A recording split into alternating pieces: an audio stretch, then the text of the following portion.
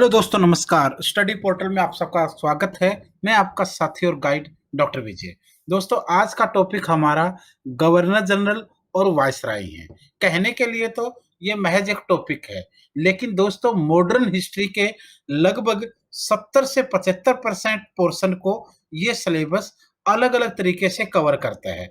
क्योंकि गवर्नर का जो रोल है, वो भारतीय इतिहास में बक्सर के युद्ध के बाद शुरू होता है। और बक्सर के युद्ध के बाद 1765 से लेकर के और 1947 ईस्वी तक गवर्नर, गवर्नर जनरल, वायसराय अलग-अलग नामों से भारत के अंदर ये पद अपने नाम बदलता रहा, लेकिन ये पद विराजमान रहा। और इस 190 साल के इतिहास में आप लोगों को जगह-जगह पर ये नाम दिखेंगे। इनसे जुड़ी हुई घटनाएँ, योगदान, उपलब्धियाँ, एक्शन्स और रिएक्शंस भारत के, वो सब आपको दिखेंगे। तो ये पूरे का पूरा टॉपिक अगर आप अच्छे से करते हैं, तो आपका जो मॉडर्न हिस्ट्री है, उसका एक बड़ा हिस्सा ऑटोमैटिकली कवर हो जाएगा या फिर साथ में रिवीजन भी हो जाएगा। आइए शुरू करते हैं। शुरू करने से पहले आपको ये बहुत सारे बच्चों को ये नहीं पता रहता है कि गवर्नर कौन थे, गवर्नर जनरल कौन था, वायसराय कैसे हुआ, आज़ाद भारत के गवर्नर जनरल कैसे रहे। तो इन नामों को मैं एक बार इस चित्र के माध्यम से आपके सामने रख देता हूँ। क्योंकि 1700 सबसे पहले आपको दिख रहा है ये वाला पायदान 1765 से 1774, नीचे बंगाल है। सबसे ऊपर लिखेंगे आप यहाँ पर राज्यपाल यानी गवर्नर। 1765 से 1774 ईस्वी तक गवर्नर रहा। और गवर्नर भी कहाँ का रहा? सिर्फ बंगाल का रहा। पूरे भारत पर कब्जा होने से पहले सबसे पहले बंगाल पर कब्जा हुआ था। 1757 का प्लासी का युद्ध, 1764 का बक्सर का युद्ध। तो उसके बाद रॉबर्ट क्लाइव को बंगाल का गवर्नर बनाया गया। जो ये पहला सेक्शन है 1765 से 1774 तक, ये जो समय है ये सिर्फ गवर्नर्स का रहा है। गवर्नर्स का रहा, पहले रॉबर्ट क्लाइव, फिर हेस्टिंग्स, इस तरीके से आपको दिखेगा। उसके बाद आपको दिख रहा है ये सेकंड वाला पायदान 1774 ईस्वी से लेकर के और 1829 ईस्वी तक का समय, ये एक दूसरा स्टेप है। यहाँ पर क्या हुआ, यहाँ गवर्नर था, यहाँ पर गवर्नर की जगह गवर्नर जनरल हो गया। गवर्नर की जगह गवर्नर जनरल हो गया, नीचे बंगाल ही रहा। जो पहले बंगाल का गवर्नर होता था, उसकी जगह बंगाल का गवर्नर जनरल बनने लगा। ये सिलसिला 1829 तक चला, जब विलियम बेंटिक यहाँ पर था। उसके बाद 1829 तक लेकिन है और 1857 ईस्वी तक ये तीसरा पायदान है। यहाँ पहले पायदान पर बंगाल था, दूसरे पर भी बंगाल था। यहाँ बंगाल की बजाय पूरा भारत हो गया और गवर्नर जनरल ही रहा। गवर्नर जनरल का पद गवर्नर जनरल ही रहा, लेकिन इसका दायरा बढ़ गया। जो गवर्नर जनरल सिर्फ बंगाल का होता था, उसको पूरे भारत का गवर्नर जनरल बना दिया गया। ये 1857 की क्रांति तक चला। 1857 की क्रांति के बाद भारत डायरेक्ट ब्रिटेन के अंडर में आ गया, महारानी विक्टोरिया के अंडर में आ गया, ब्रिटिश ईस्ट इंडिया कंपनी चली गई। तो जो गवर्नर जनरल था, उसके प्रति लोगों में बहुत ज्यादा रोष था क्रांति के बाद। तो गवर्नर जनरल के पद के नाम को बदल करके यहाँ पर नाम रखा गया वायसराय। गवर्नर जनरल की जगह वायसराय रह गया। भारत का ये का सेम भारत ही रहा, ये देख लेना है। अब 1947 में भारत आजाद हुआ। आजादी के बाद जब आजाद हुआ तो माउंटबेटन भारत में वायसराय था अंग्रेजों का। जब आजाद हुआ तो भारत में नई सरकार बनी, प्रधानमंत्री जवाहरलाल नेहरू जी के अंडर में। नेहरू जी ने वायसराय माउंटबेटन को कहा कि आपने भारत पर शासन किया है, हम नए नवेले शासन में आए हैं, आप हमें शासन के कुछ गुर सिखा दीजिए और आप हमारा मार्गदर्शन कीजिए। माउंटबेटन रुकने को तैयार हुआ, लेकिन वायसराय से लोगों को बड़ी नफरत थी। भारत ने आजादी वायसराय और इंग्लैंड से ली थी, वापस वायसराय को कैसे रख सकते थे? तो इस वायसराय को खत्म करना था, लेकिन माउंटबेटन को कांग्रेस सरकार ने रखना था। तो वायसराय की जगह यहाँ पर फिर शब्द लगाया गया दोबारा गवर्नर जनरल। फिर पद को बदला गया, गवर्नर जनरल बनाया गया, लेकिन अब की बार जो गवर्नर बना वो आजाद भारत का बना। आजाद भारत का पहला गवर्नर जनरल वही था जो गुलाम भारत का आखिरी वायसराय था, माउंटबेटन। फिर माउंटबेटन को 48 में वापस जाना था और भारत के अंदर ऐसा कोई पद नहीं था जो गवर्नर जनरल को रिप्लेस कर दे, तो फिर सी राजगोपालाचारी, चक्रवर्ती सी राजगोपालाचारी को स्वतंत्र भारत का पहला भारतीय गवर्नर जनरल, यहां पर गवर्नर जनरल तो रहेगा लेकिन साथ में शब्द क्या जुड़ जाएगा, भारतीय जुड़ जाएगा। और 1950 में डॉक्टर राजेंद्र प्रसाद को भारत का राष्ट्रपति बना दिया और इस पद को भारत के अंदर समाप्त कर दिया गया। तो पहले ये गवर्नर रहा बंगाल का, फिर बंगाल का गवर्नर जनरल, फिर पूरे भारत का गवर्नर जनरल, फिर वायसराय, फिर गवर्नर जनरल आजाद भारत और फिर भारतीय। इस पायदान से होकर ये चलेगा। इसको थोड़ा सा अच्छे से समझना है आप लोगों को। पहला रॉबर्ट क्लाइव रहा है, यहाँ पर वारेन हेस्टिंग्स दोनों जगह रहेगा, यहाँ पर विलियम बेंटिक इसका आखिरी और इसका पहला रहेगा, यहाँ पर लॉर्ड कर्जन इसका आखिरी और इसका पहला रहेगा, यहाँ पर माउंटबेटन यहाँ आखिरी और यहाँ पहला रहेगा, और यहाँ पर राजगोपालाचारी। इस तरीके से आपको लेकर चलना है। तो आइए शुरू से लेकर लास्ट तक मैं आपको लेकर चलता हूँ इस टॉपिक में। वीडियो को शुरू कर रहे हैं, लेकिन हालांकि शुरू कर ही चुका हूं मैं, तो सब्सक्राइब कर दीजिए चैनल को और बेल आइकन को प्रेस कर दीजिए। सबसे पहले नाम आता है रॉबर्ट क्लाइव का। कार्यकाल की बात करें तो बंगाल के अंदर वो राज्यपाल के पद पर 2 बार रहा, वैसे 1757 से 60 और 65 से 67 तक। तो इसमें पहला कार्यकाल उसका बंगाल के राज्यपाल के रूप में 57 से 60 तक, और दूसरा कार्यकाल 1765 से 67 तक। यहां पर आप लोगों को प्लासी का युद्ध, बक्सर का युद्ध, इलाहाबाद की संधि, इलाहाबाद की संधि, ये सारे के सारे काम आपको, वांडीवास का युद्ध, ये सारे के सारे काम आपको रॉबर्ट क्लाइव के समय भारत को देखने को मिलेंगे। प्लासी 1757, बक्सर 1764, इलाहाबाद की संधि 1765, वांडीवास 1759, ये सारे काम आपको यहाँ पर दिखेंगे। और Robert Clive, Mir Jafar Robert Clive का गधा माना जाता था। ये क्वेश्चन बहुत बार पूछा जा चुका है कि मीर जाफर को किसका गधा कहा गया, रॉबर्ट क्लाइव का। आगे शुरू करते हैं। दूसरा नाम आता है वारेन हेस्टिंग्स का, लॉर्ड वारेन हेस्टिंग्स, जिसका कार्यकाल 1772 से 85 तक रहा, 1772 से 85। 1772 से 74 तक ये बंगाल के गवर्नर के रूप में, फिर बंगाल के गवर्नर जनरल के रूप में रहा। काम बताता हूं इसके। बंगाल का प्रथम गवर्नर जनरल, बंगाल का प्रथम गवर्नर जनरल रहा। रेगुलेटिंग एक्ट 1773 प्रस्तुत किया, जिसके कारण बंगाल की दोहरी सरकार का अंत हुआ। वारेन हेस्टिंग्स पर कुप्रबंधन और व्यक्तिगत भ्रष्टाचार का महाभियोग चला और बाद में उसको बरी कर दिया गया। अगर ये क्वेश्चन पूछा जाए कि भारत में अंग्रेजों का कौन सा गवर्नर जनरल था जिस पर भ्रष्टाचार के आरोप लगे, तो वारेन हेस्टिंग्स था। इंग्लैंड जब वापस लौटा तो इस पर मुकदमा चलाया गया, 7 साल तक यह मुकदमा चला और बाद में इसको बरी कर दिया गया। इसके ऊपर यह आरोप था कि इसने अवध की बेगमों से रिश्वत ली थी और यह बहुत बड़ा भ्रष्टाचारी वास्तव में माना गया। लेकिन इंग्लैंड की सरकार, इंग्लैंड के कोर्ट इसको सजा नहीं देना चाहते थे, क्योंकि उससे भारत में इनकी बदनामी, इनके पदों की बदनामी होती। उसके बाद आता है लॉर्ड कॉर्नवालिस। लॉर्ड कॉर्नवालिस का कार्यकाल 1786 से 1793 ईस्वी तक का रहा। बंगाल में स्थायी बंदोबस्त, जमींदारी प्रथा यानी स्थायी बंदोबस्त की शुरुआत की। स्थायी बंदोबस्त का पिता या जनक इनको माना जाता है। पुलिस सुधारों की शुरुआत की, पुलिस रिफॉर्म्स का फाउंडर भी इन्हीं को माना जाता है। तीसरा, अंगल मैसूर युद्ध का नेतृत्व किया, जो इनके बीच में, अंग्रेजों के बीच में और टीपू सुल्तान के बीच में हुआ था, जिसमें लॉर्ड कॉर्नवालिस अंग्रेजों की जीत हुई थी। अगला नाम आता है सर जॉन सोरे, जिनका कार्यकाल 1793 ईस्वी से 1798 ईस्वी तक रहा। कोई बहुत बड़ा महत्वपूर्ण काम इनका नहीं था। फिर नाम आता है लॉर्ड वेलेस्ली का।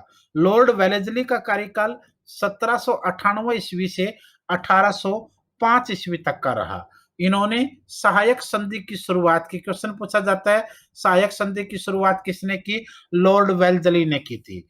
हैदराबाद का निजाम लॉर्ड वेल्जली के कहने पर सहायक संधि को स्वीकार करने वाला पहला व्यक्ति भारतीय था। यानी किस भारतीय राजा या निजाम ने सबसे पहले सहायक संधि को स्वीकार किया था? हैदराबाद का निजाम सहायक संधि को स्वीकार करने वाला पहला व्यक्ति या पहला राजा था। सहायक संधि की शुरुआत लॉर्ड वेलेस्ली ने की थी। नेक्स्ट नाम आता है लॉर्ड बार्लो।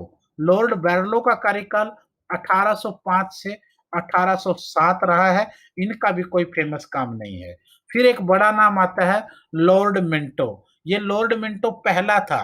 एक मर्ले मिंटो के समय होगा, बट ये पहले वाला वो दूसरा होगा। लॉर्ड मिंटो का कार्यकाल 1807 से 1813 तक रहा है। महाराजा रणजीत सिंह के साथ इनका अमृतसर का समझौता हुआ था। अंग्रेजों और महाराजा रणजीत सिंह के बीच जो अमृतसर का समझौता हुआ था, उसमें अंग्रेजों की तरफ से जो रोल प्ले किया वो लॉर्ड मिंटो ने किया था। अगला नाम आता है लॉर्ड हेस्टिंग्स। पहले वारेन हेस्टिंग्स था, लेकिन ये लॉर्ड हेस्टिंग्स है, ये भी याद रखना है।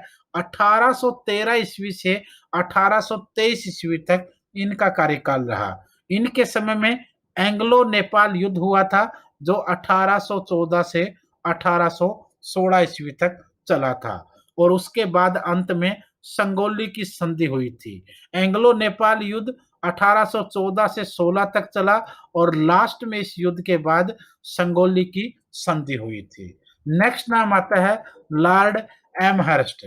लॉर्ड एमहर्स्ट का कार्यकाल 1823 से 1828 ईस्वी तक रहा है। फिर आएगा लॉर्ड विलियम बेंटिक, जो काफी फेमस रहा है, जिसको भारत में सोशल रिफॉर्म करने वाला गवर्नर जनरल कहा गया। सबसे पहले इनका कार्यकाल बता दूं, 1828 से 1835। यह बंगाल का आखिरी गवर्नर जनरल और भारत का पहला भारत का पहला गवर्नर जनरल रहा। यानी गवर्नर जनरल तो था, गवर्नर जनरल तो था, लेकिन बंगाल का अंतिम और पूर्ण भारत का प्रथम, ये चीज आपको याद रखनी है। इसमें भारत का प्रथम governor general Lord William Bentinck को कहा जाता है। दूसरा काम, सती प्रथा पर बैन लगाया था इसने राजा राम मोहन राय के कहने पर या रिक्वेस्ट करने पर। भारतीयों के अधीनस्थ पद पर नियुक्ति जैसे समाज सुधार के काम भी इसने किए थे। अंग्रेजी भाषा को उच्च शिक्षा का माध्यम बनाने में रोल प्ले करा। ठगी प्रथा का उन्मूलन किया, जो इन्हीं के कार्यकाल में हुआ। यानी बुराइयों को समाप्त करने, ठगी प्रथा, सती प्रथा, इनको समाप्त करने वाला व्यक्ति था। अंग्रेजी भाषा को उच्च शिक्षा का माध्यम बनाया। बंगाल का आखिरी गवर्नर जनरल और पूरे भारत का पहला गवर्नर जनरल रहा है।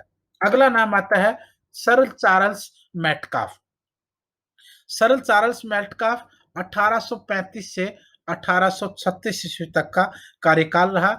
स्थानीय भाषा के प्रेस पर लगे प्रतिबंधों को समाप्त किया था। प्रेस, जो भी मीडिया उस समय था, उस पर जो बैन लगे थे, उनको इसने हटा दिया था, और इसलिए इन्हें प्रेस का मुक्तिदाता भी कहा जाता है। प्रेस का मुक्तिदाता के नाम से चार्ल्स मेटकाफ का क्वेश्चन बार बार पूछा जा चुका है। अगला नाम आएगा लॉर्ड एक्लैंड। लॉर्ड एक्लैंड का कार्यकाल 1836 से 1842 ईस्वी तक हुआ। प्रथम अफगान युद्ध जो है वो इन्हीं के समय में हुआ था। फिर आएगा लॉर्ड एलनबरो। लॉर्ड एलनबरो का कार्यकाल 1842 से 44 ईस्वी तक रहा, और उसके बाद Lord Hardinge, Lord Hardinge first 1844 से 1848 तक, इनके भी बहुत जरूरी काम कुछ खास नहीं रहे हैं। अब आएगा एक ऐसा नाम जो बहुत फेमस रहा, जिसने इतने बड़े बड़े सुधार किए भारत के अंदर। डेवलपमेंट के प्रथम वायसराय गवर्नर जनरल के रूप में जाना गया। बहुत फेमस व्यक्ति था। एक एक नाम आप देखिए। लॉर्ड डलहौजी 1848 से 1856 तक कार्यकाल रहा।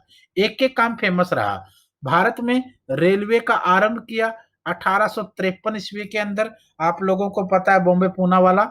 दूसरा है, पहली बार कलकत्ता से आगरा तक टेलीग्राफ लाइन बिछवाई 1853 ईस्वी के अंदर। तीसरा काम, विलय का सिद्धांत, डॉक्ट्राइन ऑफ लैप्स या हड़प हड़प का सिद्धांत, इसको हड़प का सिद्धांत भी कहा जाता है, विलय का सिद्धांत भी कहते हैं, जिसके तहत भारतीय रजवाड़ों को धीरे धीरे करके अंग्रेजी साम्राज्य में मिलाया गया। चाहे झांसी की रानी हो, चाहे लखनऊ से हो बेगम हजरत महल हो, या फिर बिहार से हो कुंवर सिंह, सभी को निशाने पर लिया गया। कानपुर, तात्या टोपे, नाना साहब, सभी इससे परेशान बाद में हुए। तो अगर आप ध्यान से देखेंगे, रेलवे का आरंभ, टेलीग्राफ लाइन का आरंभ, शुरुआत, विलय का सिद्धांत इनके समय में आया। शिमला को ग्रीष्म ऋतु की राजधानी, भारत के अंदर ऐसा हुआ कि दो राजधानियां बनाई गई। दिल्ली हालांकि 1911 में घोषणा हुई, 12 में फिर आई, लेकिन इससे पहले कलकत्ता तो राजधानी थी। कलकत्ता के साथ साथ शिमला भी राजधानी बना दी गई और इसको समर कैपिटल के रूप में बनाया गया, लग्जरी कैपिटल कहा गया। पांचवा काम, लोक निर्माण विभाग, पीडब्ल्यूडी, लोक निर्माण विभाग का आरंभ किया इन्होंने। विधवा पुनर्विवाह अधिनियम, विडो रीमैरिज एक्ट जिसको बोलते हैं, विडो विडो रीमैरिज एक्ट की लेकर आए, जिससे विधवाओं को पुनर्विवाह का अधिकार 1856 में मिला। सातवां, ये 6-7 काम थे जो काफी फेमस रहे हैं। उसके बाद आएगा लॉर्ड कैनिंग। लॉर्ड कैनिंग की अगर बात करें तो ये 1857 की क्रांति से पहले और बाद में दोनों जगह रोल प्ले हुआ। 1857 की क्रांति जब हुई उस समय यह भारत में गवर्नर जनरल के रूप में था। क्रांति दबा दी गई, गवर्नर जनरल समाप्त हुआ, ये सफल हुए क्रांति दबाने में, तो इन्हें इनाम के रूप में भारत में ही रखा गया और वायसराय भी भारत का पहला इन्हीं को बनाया गया। तो ये चीज देखनी है। 1800, यहाँ पर मैं इसको कार्यकाल देता हूँ, 1856 से 58 ईस्वी तक एक तरफ रहेगा और फिर 1858 से आगे का कार्यकाल रहेगा। अगर 57 की क्रांति की बात करें तो क्रांति से पहले भी यही था, बाद में भी यही रहा। पहले यह गवर्नर जनरल रहा और बाद में इसको वायसराय बनाया गया। दोनों क्वेश्चन आते हैं, याद रखना, भारत का पहला वायसराय और आखिरी गवर्नर जनरल। इनके कार्यकाल में 1857 की क्रांति हुई, जिनको दबाने में ये कामयाब हुआ। विलय का सिद्धांत को इसने समाप्त कर दिया, क्योंकि विलय का सिद्धांत, डॉक्ट्राइन ऑफ लैप्स, हड़प नीति, हड़प का सिद्धांत, यही डलहौजी का ऐसा सिद्धांत था जिसकी वजह से क्रांति को आग पहुंची और क्रांति हो गई बाद में। भारतीय परिषद अधिनियम, Indian council act, Indian council act 1861 में इनके समय में पारित हुआ। सन 1857 ईस्वी में कलकत्ता, बंबई, मद्रास में विश्वविद्यालयों 1700, यहाँ पर 1762 आएगा, इसको ध्यान रखना, 1762 इनकी शुरुआत हुई। उसके बाद भारतीय दंड संहिता की अगर बात करें, इन्हीं के समय में आगे जाकर काम हुआ।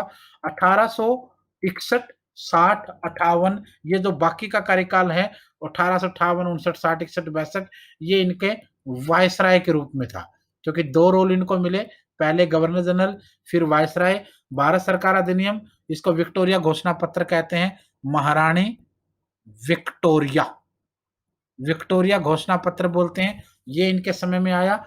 इसके साथ ब्रिटिश ईस्ट इंडिया कंपनी चली गई, भारत सीधा इंग्लैंड की महारानी के और इंग्लैंड की सरकार के अंडर में आ गया। भारतीय परिषद अधिनियम, इंडियन काउंसिल एक्ट मैंने बताया। भारतीय दंड संहिता आईपीसी 1860 इनके समय में बना। उसके बाद आएगा Lord Elgin one. Lord Elgin one 1862 से 1864 ईस्वी तक, इनके समय में कोई ऐसा महत्वपूर्ण कार्य नहीं है जो परीक्षा की नजर से ज्यादा उपयोगी हो। अगला है Lord John Lawrence. Lord John Lawrence 1864 से 1869 तक रहा। भूटान के साथ जो युद्ध 1865 में हुआ वो इनके समय में हुआ। Calcutta, Bombay, Madras high court, 3 high court Bharat में पहली बार बने, वो इनके समय में हुए। इसके बाद लॉर्ड मेयो, लॉर्ड मेयो को बहुत फेमस व्यक्ति माना जाता था। वैसे तो भारत के अंदर आप देखोगे अजमेर के अंदर मेयो स्कूल की स्थापना, भारत में जनगणना की शुरुआत, 1869 से 1872 तक इनका कार्यकाल रहा। भारत के सांख्यिकी सर्वेक्षण की स्थापना, स्टैटिक्स डिपार्टमेंट इंडिया का इनके द्वारा स्थापित किया गया था। कृषि और वाणिज्य विभाग, agriculture and commerce department, agriculture and commerce विभाग की स्थापना इन्होंने की। 1872 में अंडमान में एक अफगान अपराधी ने इनकी हत्या कर दी थी। ये भी आपको याद रखना है। भारत में भारत में मारा जाने वाला भारत में मारा जाने वाला एकमात्र अंग्रेज वायसराय, अगर गवर्नर जनरल भी मिला लें तो भी ये एक ही था जिसकी भारत में हत्या कर दी गई थी। एक अफगानी पठान ने, जो क्रिमिनल था उस समय, उसने इसकी हत्या कर दी थी। इसके साथ साथ भारत में जनगणना का फाउंडर, जनगणना का जनक इनको कहा जाता है। हालांकि टेम्परेरी जनगणना इनके समय में हुई, परमानेंट आगे जाकर हुई, लेकिन जनगणना का जनक भी इन्हीं को माना जाता है। अगला है आपके लिए लॉर्ड नॉर्थब्रुक। लॉर्ड नॉर्थब्रुक की बात करें तो 1872 से 1876 का इनका कार्यकाल रहा। इनके समय में भी कोई ऐसा क्वेश्चन नहीं था जो एग्जाम की दृष्टि से ज्यादा इंपॉर्टेंट हो। अगला है लॉर्ड लिटन। लॉर्ड लिटन के बारे में कई क्वेश्चन हैं। 1876 से 80 तक कार्यकाल रहा। एक तो इनको उल्टे पात्रों वाला वायसराय कहा जाता है, क्वेश्चन पूछा जा चुका पहले भी। उल्टे पात्रों वाला वायसराय किसको कहा गया है? लॉर्ड लिटन को कहा गया है। रॉयल टाइटल अधिनियम 1876 इनके कार्यकाल के समय में आया। महारानी विक्टोरिया द्वारा भारत की महारानी के खिताब की धारणा इसके समय में हुई थी। वर्नाकुलर प्रेस एक्ट जो काफी फेमस रहा, कंट्रोवर्शियल रहा, 1878, वो इनके समय में प्रकाश में आया। सशस्त्र अधिनियम, शस्त्र अधिनियम 1878 इनके समय पास हुआ। दूसरा अफगान युद्ध 78 से 80 तक इनके समय में हुआ। पहली बार अकाल आयोग की नियुक्ति, अकाल आयोग की नियुक्ति, ड्रोट पॉलिसी बनाई गई पहली बार 1878 में इनके समय में। अगला नाम आता है लॉर्ड रिपन, बहुत फेमस नाम है लॉर्ड रिपन। 1880 से 84 का कार्यकाल रहा। नंबर एक, फर्स्ट फर्स्ट मैं दोबारा लिख देता हूं, first factory first factory act, Bharat में पहला फैक्ट्री अधिनियम इनके समय में आया। पहली जनगणना जो टेम्परेरी की बजाय स्थाई, पहली स्थाई जनगणना इनके समय में हुई 1881, यहां पर लिख सकते हैं आप लोग। शिक्षा पर हंटर कमीशन इनके समय में बना। याद रखें, हंटर कमीशन की बात हो रही है यहाँ पर। हंटर कमेटी जलियांवाला के लिए बनी थी, तो ये यहाँ पर हंटर कमीशन, शिक्षा, हंटर कमीशन का संबंध किससे रहा? शिक्षा के सत्र के लिए, अच्छा करने के लिए। एल्बर्ट बिल विवाद, एल्बर्ट बिल जो काफी सारा कंट्रोवर्सी हुई इसके ऊपर, ये जूरी, जजों की जूरी को लेकर बना, इसको मैं डिस्कस कर चुका हूं। तो ये एल्बर्ट बिल इनके समय में सामने आया। फिर आता है लॉर्ड डफरिन। लॉर्ड डफरिन का कार्यकाल 1884 से 88 तक रहा। इनके समय में बर्मा युद्ध 1885 से 86 के बीच में हुआ। भारतीय राष्ट्रीय कांग्रेस की स्थापना 28 दिसंबर 1885 को इन्हीं के समय में हुई। ये भी याद रखना है, इन्हीं के कहने पर ए ओ हयूम ने 28 दिसंबर 1885 को कांग्रेस की स्थापना की थी। लॉर्ड लैंसडाउन, लॉर्ड लैंसडाउन 1888 से 1894 का कार्यकाल। 1891 का जो फैक्ट्री अधिनियम बना है, कारखाना एक्ट बना, वो इनके समय में। इंपीरियल प्रांतीय और अधीनस्थ में सिविल सेवा के डिवीजन इनके समय में। 1892 के भारतीय परिषद अधिनियम, इंडियन काउंसिल एक्ट इनके समय में। उसके साथ डुरंड आयोग की नियुक्ति और डुरंड रेखा की परिभाषा, जो पहले भारत और अफगानिस्तान के बीच में बनी थी और वर्तमान में अफगानिस्तान और पाकिस्तान की बाउंड्री बनाती है। उसके बाद आता है लॉर्ड एल्गिन द्वितीय, यानी लॉर्ड एल्गिन सेकंड। कार्यकाल 1894 से 1899 ईस्वी तक। चापेकर द्वारा अंग्रेजों की इसके समय में हत्या की गई थी और 1896-97 का भारत के अंदर पड़ने वाला सबसे उस समय का भयंकर अकाल इनके समय में पड़ा था। अगला नाम आता है लॉर्ड कर्जन का। लॉर्ड कर्जन, जिनके बारे में काफी कंट्रोवर्सीज भी रही, काफी अच्छे काम भी किए, लेकिन जाते जाते एक ऐसा बुरा काम हुआ, बंगाल विभाजन, जिसकी वजह से विलन का रोल प्ले कर गया। 1899 से 1905 ईस्वी तक इनका कार्यकाल रहा। थॉमस रैली आयोग बनाया गया, जिसके आधार पर एजुकेशन रिफॉर्म बाद में काफी हुए।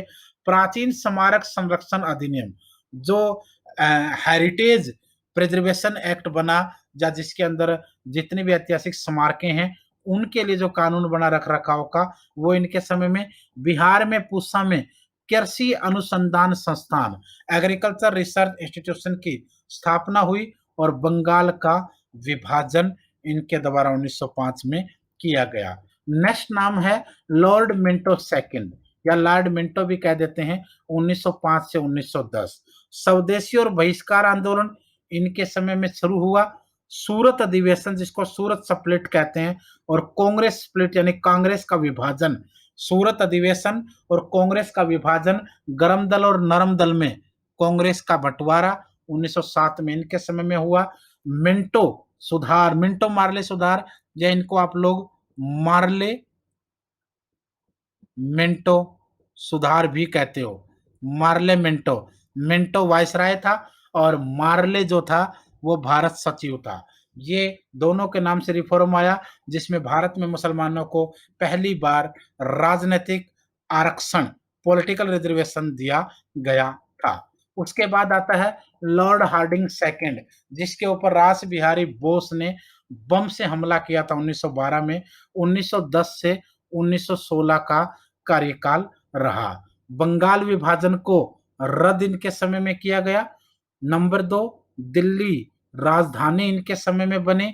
शाही, यहाँ पर दिल्ली दरबार भी, अगर आप ये कहें, दिल्ली दरबार भी इन्हीं के समय में हुआ। जन गण मन इन्हीं के समय में गाया गया था। उसके साथ गदर पार्टी की स्थापना 1913 में अमेरिका के शहर सैन फ्रांसिस्को में इन्हीं के कार्यकाल के दौरान हुई थी। हिंदू महासभा फाउंडेशन 1915 में इन्हीं के समय में बना था। गांधी जी की वापसी 9 जनवरी 1915 को इन्हीं के कार्यकाल में हुई। इसी दिन को आज भारत में एनआरआई डे मनाया जाता है। नेक्स्ट है होम रूल लीग आंदोलन। कांग्रेस, गरम दल, नरम दल और मुस्लिम लीग को शामिल करने के लिए होम रूल लीग आंदोलन शुरू हुआ। हालांकि मॉडर्न हिस्ट्री का क्रैश कोर्स में डाल चुका हूं, 2-2.5 घंटे का। अच्छे से देखना तो उसको देख लीजिए। यहाँ पर हम सिर्फ टॉपिक को मोटा मोटा सा डिस्कस करेंगे। होम रूल लीग आंदोलन इनके समय में हुआ, और उसके साथ साथ आप और भी चीजें देख सकते हो। लॉर्ड चैम्सफोर्ड, लॉर्ड चैम्सफोर्ड 1916 से 1921 तक का कार्यकाल इनका रहा। लखनऊ समझौता, लखनऊ पैक्ट इनके समय में 1916 में हुआ। एसएन बनर्जी द्वारा भारतीय लिबरल संघ की स्थापना इस समय हुई। जलियांवाला बाग हत्याकांड 13 अप्रैल 1919 को इनके समय में हुआ। खिलाफत आंदोलन मुसलमानों भारतीयों के द्वारा इसमें शुरू किया गया। मॉन्टेगू चैम्सफोर्ड एक्ट 1919 में आया, जिसने पार्लियामेंटो को रिप्लेस किया। रोल्ट एक्ट 1919 में आया, जिसको काला कानून कहा गया इनके समय में। हंटर कमेटी, जो जलियांवाला बाग हत्याकांड की जांच के लिए बनी, ये कुछ काम इनके समय हुए। असहयोग आंदोलन, नॉन कोऑपरेशन मूवमेंट 1920 से 22 इनके समय में हुआ। अगला नाम आता है लॉर्ड रेडिंग, 1921 से 26 तक। हालांकि लास्ट में इनको कार्यकाल मिला था। चोरा चोरी की घटना 5 फरवरी 1922 को इनके समय में। स्वराज पार्टी का गठन सी आर दास और मोतीलाल नेहरू के द्वारा इलाहाबाद में। मोतीलाल नेहरू और सी आर दास इलाहाबाद में स्वराज पार्टी की स्थापना। राष्ट्रीय स्वयंसेवक संघ आरएसएस की स्थापना के बी हेगड़ेवार के द्वारा 1925 में, जिसको बीजेपी का मेन संगठन माना जाता है। कहा जाता है कि उसके अंडर में ही यह पार्टी काम करती है भारत के अंदर। हालांकि आरएसएस को दबाने के लिए आजाद भारत के अंदर भी कांग्रेस ने बहुत बार इस पर बैन लगाया और समय समय पर इनको गलत ठहराने की कोशिश की। लेकिन दूसरा पक्ष अगर देखेंगे तो समाज सुधार के बहुत सारे काम ये संगठन कर रहा है। भारत और इंग्लैंड में एक साथ परीक्षाओं का आयोजन इन्हीं के समय में हुआ। फिर आता नाम लॉर्ड इरविन का, 1926 से 1931। साइमन कमीशन इन्हीं के समय में भारत आया 3 फरवरी 1928, लाला लाजपत राय की यहाँ पर हत्या हुई लाठियों से। उसके बाद नेहरू रिपोर्ट 1928 में इनके समय में, जिन्ना का 14 सूत्रीय प्रोग्राम इन्हीं के समय में। अगर कंप्लीट डिस्कस देखना है तो मॉडर्न हिस्ट्री का क्रैश कोर्स मेरे नाम से मॉडर्न हिस्ट्री बाय डॉक्टर विजय अगर डालेंगे यूट्यूब पे तो सबसे ऊपर हमारी वीडियो आएगी जो 3.5 लाख से ज्यादा बच्चे कुछ ही समय में देख चुके हैं, उसमें पूरा एक्सप्लेनेशन दिया गया है। पूर्ण स्वराज्य की घोषणा, फुल एपिसोड फ्रीडम जो शुरुआत हुई वो 1930 में यहीं से इनके समय में हुई। दांडी मार्च इसी के समय में शुरू किया गांधी जी द्वारा। सविनय अवज्ञा आंदोलन, सिविल डिसऑबे मूवमेंट 1930 इनके समय में। पहला गोलमेज सम्मेलन भी इन्हीं के समय में हुआ। और गांधी इरविन पैक्ट जो महात्मा गांधी और लॉर्ड इरविन के बीच में हुआ वो भी इन्हीं के बीच में हुआ। यही आरोप लगता है कि गांधी जी अगर चाहते तो भगत सिंह, राजगुरु, सुखदेव को बचा सकते थे, लेकिन उन्होंने इरविन के साथ समझौता करके आंदोलन को ठप करवा दिया। तो यहाँ पर भी आरोप लगे हैं। उसके बाद है लॉर्ड विलिंगडन, 1931 से 1936 तक का कार्यकाल इनका रहा। दूसरे और तीसरा गोलमेज सम्मेलन इनके समय हुआ। सांप्रदायिक पुरस्कार, कॉमनल अवार्ड जो 1932 में हुआ रामसे में, इंग्लैंड के अंदर रामसे मैकडोनाल्ड के द्वारा, वो भी इनके समय में। पूना पैक्ट गांधी और बी आर अम्बेडकर के बीच में यरवदा जेल में हुआ, वो भी इसी समय हुआ। उसके बाद भारत सरकार अधिनियम 1935 इन्हीं के समय में आया। समाजवादी पार्टी की स्थापना आचार्य नरेंद्र देव और जयप्रकाश नारायण द्वारा 1934 में इनके समय हुई। आरबीआई की स्थापना इन्हीं के समय में हुई। भारत से बर्मा को अलग करने का प्लान इन्हीं के समय प्रकाश में आया था पहली बार। उसके बाद है लॉर्ड लिनलिथगो, 1936 से 1943 तक का कार्यकाल है। कांग्रेस के अध्यक्ष सुभाष चंद्र बोस इन्हीं के समय में पहली बार बने, फिर दूसरी बार बने, फिर बाद में सेकंड टाइम जब बने उन्होंने इस्तीफा दे दिया गांधी जी से मतभेद होने के बाद। फॉरवर्ड ब्लॉक की स्थापना 1939 में बनाई सुभाष चंद्र बोस जी ने। अगस्त प्रस्ताव को कांग्रेस की अस्वीकृति 1940 में इनके समय में ली। स्क्रिप्स मिशन 1942 में इन्हीं के समय में आया। भारत छोड़ो आंदोलन 8 अगस्त 1942 इन्हीं के समय में शुरू हुआ। अगला नाम आता लॉर्ड वेवेल, 1943 से 1945 तक का कार्यकाल। सी राजगोपालाचारी फार्मूला इनके समय सामने आया। वेवेल योजना और शिमला सम्मेलन 1945 इनके समय हुआ। आईएनए परीक्षण इनके समय हुआ। नौसेना विद्रोह 1940 में इनके कार्यकाल में हुआ। कैबिनेट मिशन 1940 इनके समय में भारत आया। इंटरनल गवर्नमेंट की स्थापना भी, अंतरिम सरकार की स्थापना इनके समय हुई। सीधी कार्यवाही दिवस जिन्ना और मुस्लिम लीग ने 16 अगस्त 1946 को भारत में लाखों हजारों लोगों पर हमला हुआ। मुसलमानों के द्वारा, जिन्ना के द्वारा, मुस्लिम लीग के द्वारा हिंदुओं की हत्याएं की गई। हिंदुओं ने रिप्लाई के रूप में मुसलमानों पर आक्रमण किए। भारत के अंदर काला दिन के रूप से फेमस रहा। तो ये भी इनके समय में हुआ था। लॉर्ड माउंटबेटन, मार्च 1947 से 1947 अगस्त तक, ये 4 महीने का कार्यकाल इनका यहाँ पर रहा। 4 से 5 महीने ये देख लेना। ये गुलाम भारत के अंदर था, यहाँ पर वो सिर्फ वायसराय थे। माउंटबेटन प्लान 3 जून 1947 इनके समय में बना, जिसके तहत पाकिस्तान और भारत को अलग करने का फैसला हुआ। भारत स्वतंत्रता अधिनियम 4 जुलाई 1947 इनके समय में सामने आया। उसके बाद अगला जो टाइमिंग था इनका माउंटबेटन जी का, वो फिर बाद में रहेगा आपका 1947 में, अगस्त 1947 से 48 तक। यहाँ पर ये स्वतंत्र भारत के गवर्नर जनरल रहे। और 1948 से 50 तक सी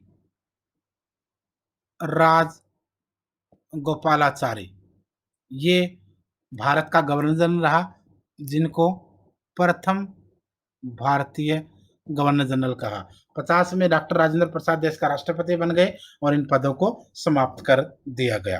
तो ये पूरी की पूरी वीडियोस थी। पसंद आई हो और ना भी आई हो तो भी कोई दिक्कत नहीं दोस्तों, मेहनत की है और ऐसा हो नहीं सकता कि आप लोगों को इसका फायदा ना हुआ हो। तो सब्सक्राइब जरूर करके जाइए। बेल आइकन को प्रेस कीजिए, अपने साथियों के साथ शेयर कीजिए और हर वीडियो को देखते रहिए ताकि आप लोगों को आने वाले समय में फ़ायदा